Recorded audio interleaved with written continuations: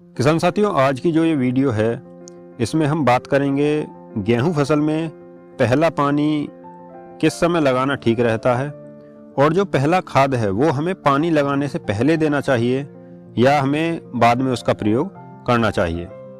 कौन सा तरीका सबसे ज़्यादा फायदेमंद हमारी फसल के लिए रहता है। कई किसान भाइयों को सही जानकारी ना होने की वजह से वो धड़ल्ले से खाद उर्वरक का इस्तेमाल अपनी फसल के अंदर करते हैं, अपनी ज़मीन के अंदर करते हैं।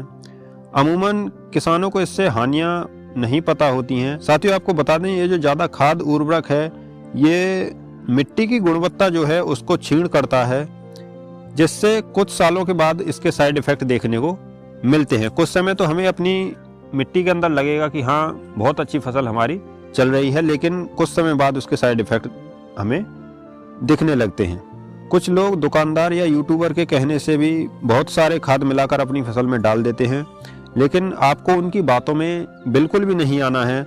आपको अपने विवेक का प्रयोग करना है और अपनी ज़मीन को भी बचाना है और अपनी लागत को भी काफ़ी हद तक बचाना है। साथियों, गेहूं के पौधे की पहली स्टेज यानी क्राउन रूट के निकलने पर हम कैसा बर्ताव अपनी फसल के साथ करते हैं, इसके ऊपर पैदावार जो है वो डिपेंड करती है और फसल की ग्रोथ भी इसके ऊपर ही डिपेंड करती है। पहले पानी की अगर हम बात करें तो पहला पानी गेहूं में लगभग 22 दिन के आसपास हमें देना होता है। कुछ बात आपके यहाँ की मिट्टी पर भी निर्भर करती है। अगर मिट्टी में नमी काफ़ी समय तक बनी रहती है तो आप 25 दिन के आसपास भी पहला पानी दे सकते हैं।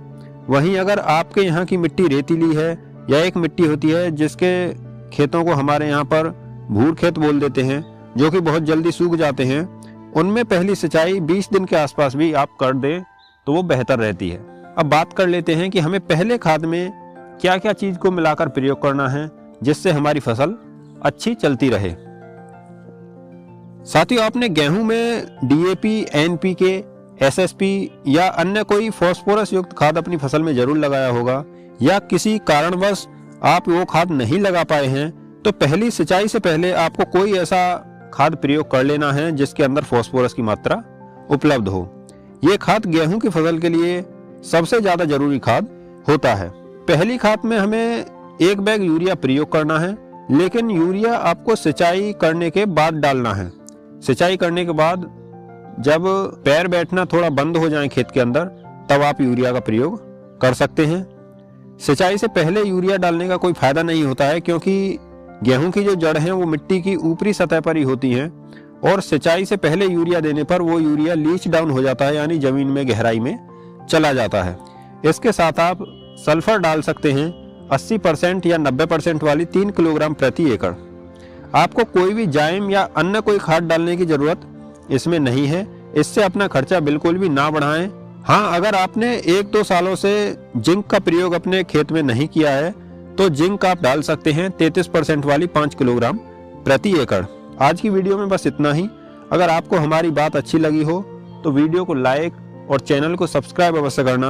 और हाँ, किसी भी यूट्यूबर या दुकानदार या कोई अन्य किसान है उसके बहकावे में आकर ज़्यादा फालतू लागत अपनी फसल में ना लगाएं। गेहूं में ज़्यादा इतनी लागत की ज़रूरत नहीं होती है। धन्यवाद।